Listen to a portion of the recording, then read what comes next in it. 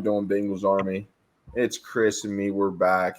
Going to preview the Rams game. It's Sunday, right before kickoff at 1 o'clock for everyone that's going to be watching some games. We had some news about an old Bengals player that's coming back, AJ McCarron. So interested to see what everyone's feeling about that. Always liked AJ. I'm pretty excited at least to have somebody else back in the building with Will Greer moving out and just give a little competition in that backup room. How you feel about it, Chris? Yeah, I mean, we had some magical times with AJ McCarron, so it's nice to see a familiar face coming back to the organization. And I think that he went to what was it, the XFL, whatever league popped up, and he was playing with the St. Louis Battlehawks or something like that, and he might have led them to a championship, but he was like the league MVP and stuff like that. So it's a different level of football, that's for sure, but you can tell he likes the compete level. He had The Rock out there talking about him and all this kind of stuff, so it brings some excitement. You know what I mean? Yeah. He's a competitor, dude. When he came in, I think it was 2015 when Andy got hurt. It was against Pittsburgh, and it was an ugly game. I don't even like talking about that game, but it was nice seeing him and the way he performed under pressure and stuff. And he's kept working on his craft, I'm sure, and he comes back to Cincy. And really, I mean, we're not looking for him to be a starter. We're not looking for him. There was a point in time where we kind of talked about him taking Dalton's spot over. And, that's not the case. We want somebody to come in, fill in for a game, 2 games, 3 games, let Joe get right, and give Jake Browning, who's I don't think he's ever started a game in the NFL. So give him some experience or give him some competition and build up that experience level. That's what I'm excited about. Yeah, one thing I was surprised about too was to see Will Greer leave. And I know he was signed to the active roster by the Patriots, so I'm sure that the security has something to do with it there. But I feel like, depending on the status of Joe Burrow's calf and whatever, it could have been a good opportunity here to jump in and get a couple of game checks with the Bengals. And then in case Joe is out for an extended period of time, I feel like Will Greer would have been a pretty solid candidate to beat out at least Jake Browning. But maybe, he's thinking, oh, Mac Jones is struggling up there in New England. He might have a chance to steal the starting job out from under him if he keeps playing poorly. So, yeah, I'm wondering too. Like, Joe's he's got this lingering issue. So with the lingering issue with his calf, like, you would think Will Greer would want to compete for that backup role, knowing, okay, there's a real good shot here. I could get a game or 2 in. So that's interesting. He did have a really good game. Another guy like Trevor Siemian, he had 20 plus starts, 25 plus starts in the NFL. Like, that's a lot of games. And I don't know if they were starts or if they were just games he played in, but I think it was starts that I seen. But still, that's a lot of NFL experience as a quarterback. That's a season and a half worth of playing. So Trevor Siemian, I think we expected a lot more of him in the preseason. I'm glad we didn't bring Brandon Allen back. Very bland. I don't know. Brandon Allen just he knew the system. He knew everything about it. Never really did anything to make me too excited. But I don't know. And speaking of the backups, now we talked about them. We're not talking about the big guy. We're not talking about Joey B. Do you want Joe to play, or would you rather Joe not? Because me personally, I would have liked to do what Jamar Chase said, sitting for the 5 weeks, whatever it took, get him to be where he's near 100%, even if it was resting 2-3 weeks into the season, and he comes in this week on that Monday Night Football game fully healthy, close to 100%, and be able to play. We still lost the first 2 games. How would you feel about it? What would your thought be? I mean, I think that the original time frame for the injury was like putting him back well before the start of the season, like a week or two before the start of the season. So, I don't fault the Bengals for putting Joe Burrow out there week 1. Like he was Mhm. probably telling them, "Yes, I feel great." They were running him through drills. They were running him through, you know what I mean? So the calf injury, I mean, we've talked about it. We beat it into the ground, but like it's a tough one to really gauge, oh, when are you actually 100% and when does your risk of re-injury go down? Um, so I think like it's hard to ever really tell. So if we want to like for sure make sure he's back, to 100% now, then we'll basically have to sit him until the bye. And I don't think that's a realistic option. I think that if you go down 0-3 playing Joe Burrow, then like that's something you kind of have to live with. If you go down 0-3 and Jake Browning was your starting quarterback, then now you have a huge problem on your hands. Like if the Rams just come out and outplay us, then like that's something you can live with if Joe Burrow's the quarterback and the other team just made more plays. But if Jake Browning's your quarterback, you feel like you probably didn't have your best chance to win. And that if you do go down 0-3, then the playoffs are almost a non-existent chance. So I think you got to play Joe. Um, I know that a lot of people disagree with that, but you just make a better game plan of keeping him in the pocket. And I think the O line has been good enough to make that happen. So now, if he's you know knocked the rust off from having that missed time in the preseason, then he should still be able to put the ball where the receivers are going to be. He doesn't necessarily need to run around a whole bunch to do that. And one of the things that I think they need to do also is get the running game going, which if Joe's not 100%, you can hand it off to Mixon a couple more times and create a little more explosiveness in the run game and all that stuff. Kind of, I think you're able to mitigate the risk with a re-injury potential there. But what do you think? Yeah, so I don't know, man. If you, like you said, you don't know with a calf injury, it could be you give him 1 week, and that could be the difference maker. It could you give him 6 weeks, and he's still banged up. So it's a lingering thing that he's going to have to either play through, or it's just the re-injury aspect is what scares me. You don't want it to further on and it just be like this detrimental thing. It just keeps carrying over, carries over to the off season. But if hindsight's everything. Like Joe could play this week and ball out, and we'd be like, all right, Joey B's back. Or he could have an okay game. The Bengals could lose. The Bengals could win. And then we're like, okay, next week's here, and you're still fighting this injury off. So it's just we're not there. We're not in the building. We're not doctors, so we don't know what's going on. But to me, if you could give him this game off, if Jake Browning's ready and he can, because we have weapons, we have it, we have like you said with Mixon, like Mixon should be able to. The offensive line's improved. He should be able to run the ball pretty good for us. If we can get that all just clicking, just get Jamar active in 50-50 balls to T. Those aren't 50-50 balls. We all know that. So get the running game going, let our playmakers make plays. I feel like Jake Browning could get us a win.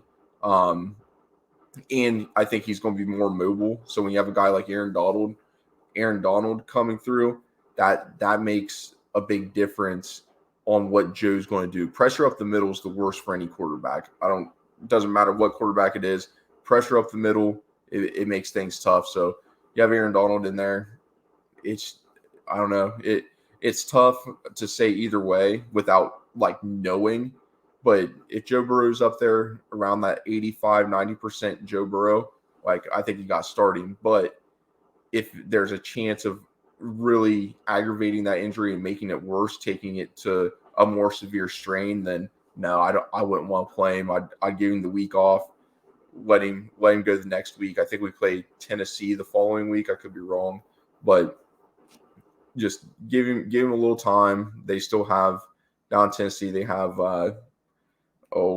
Simmons, and Simmons is a beast of a player as well. So no matter where you go and who you play, there's always going to be a player in the NFL. So it's it's tough, man.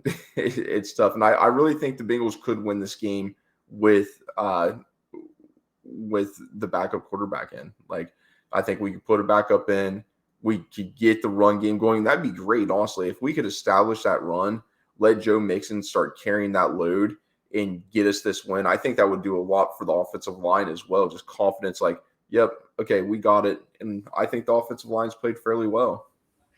Yeah, I think the only problem you run into there is that if Burrow's in the game, the defense is going to play a lot different than if Jake Browning's in the game.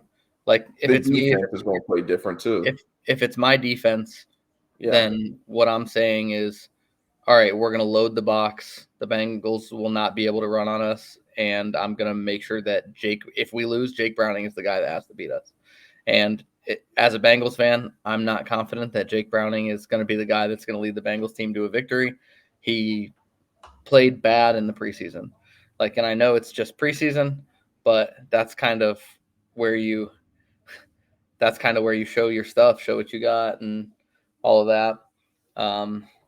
But I mean, like you said, it's all about that risk of re-injury, and I think I would be okay with taking that risk. And you're definitely more erring on the side of caution to protect Joe, and I think a lot of Bengals fans are there with you.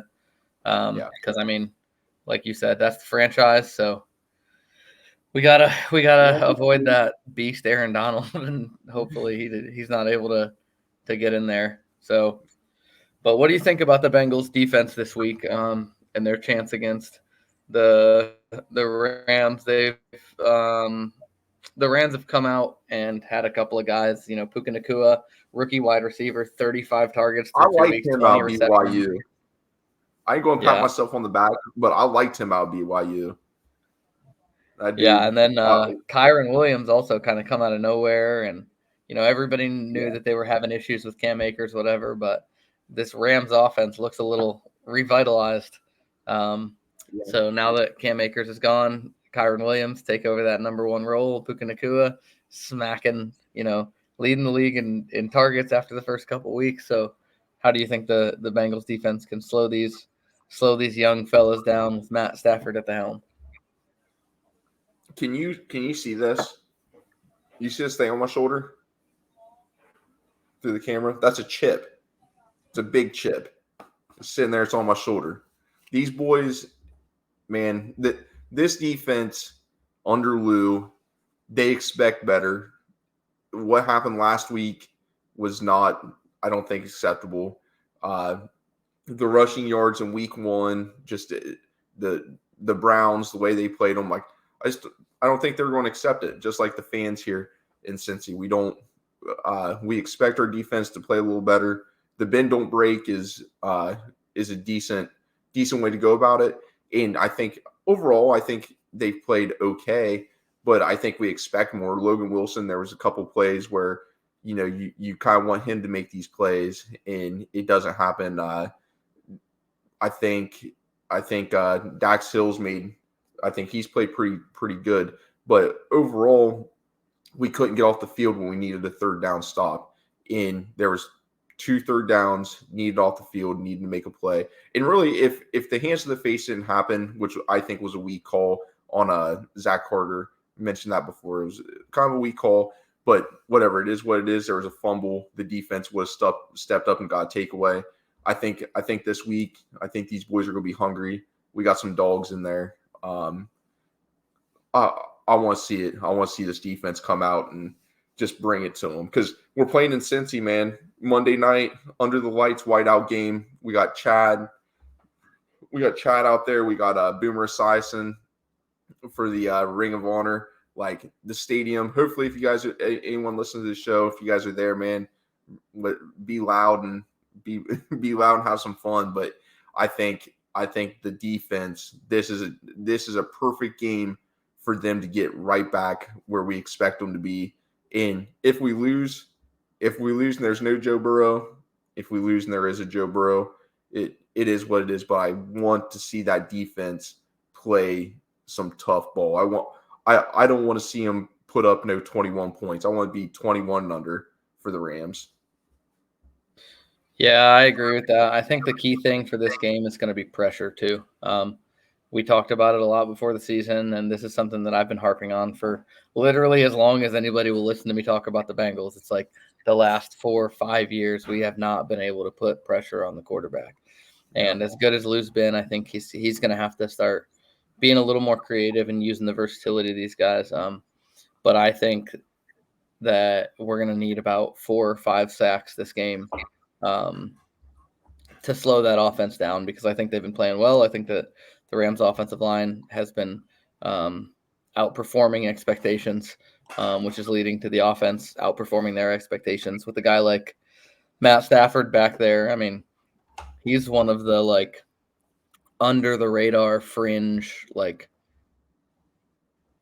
almost Hall of Fame level like careers. He hasn't ever had the great success, but he's been a high level quarterback in the league for a long time, and he's got it up here. So if he's able to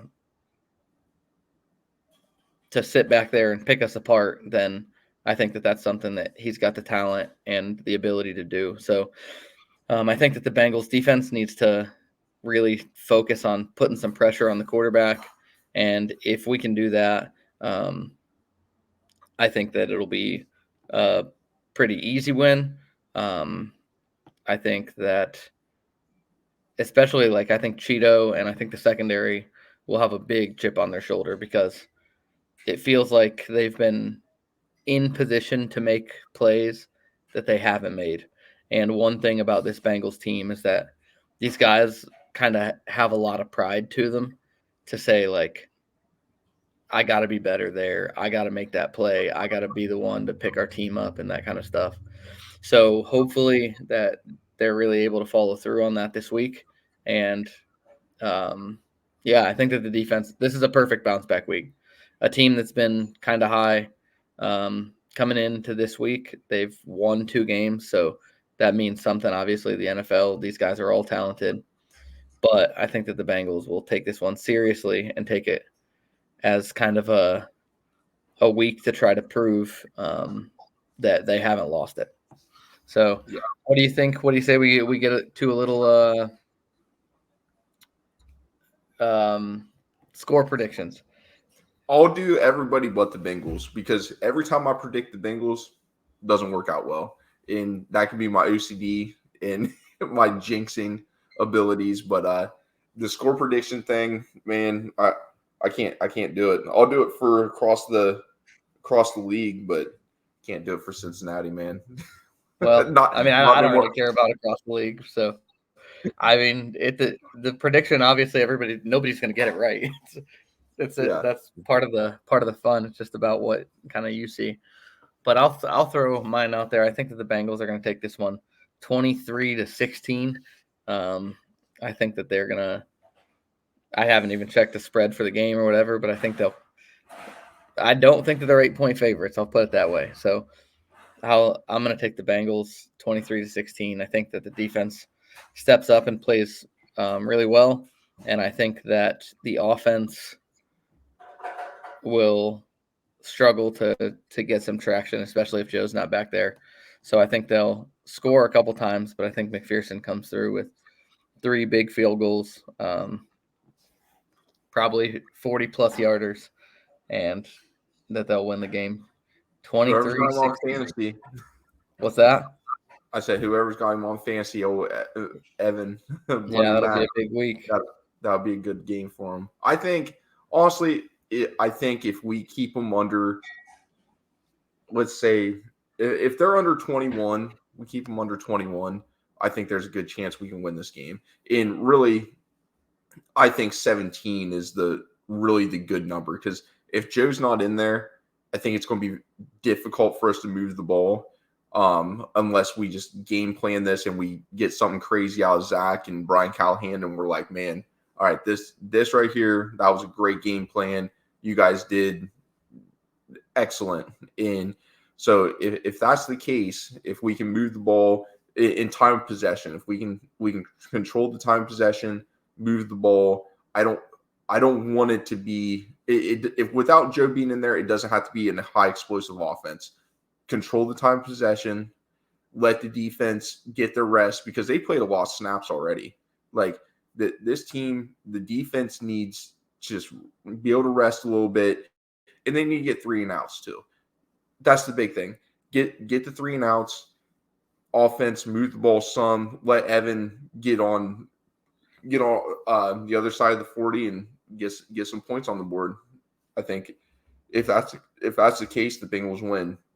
But if we can't move the ball and we can't control time possession. And when I say move the ball, I'm not talking about like crazy yardage or anything. I'm just talking about just pick up a first down, get third and shorts, not these 2nd and 10, 2nd and 8s, 3rd and 7, 3rd and 8s.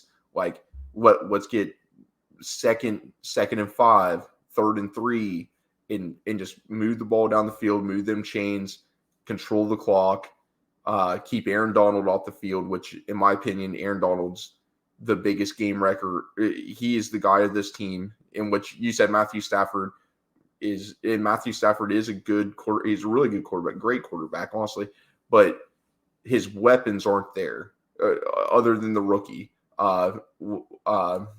What's that? Van Jefferson.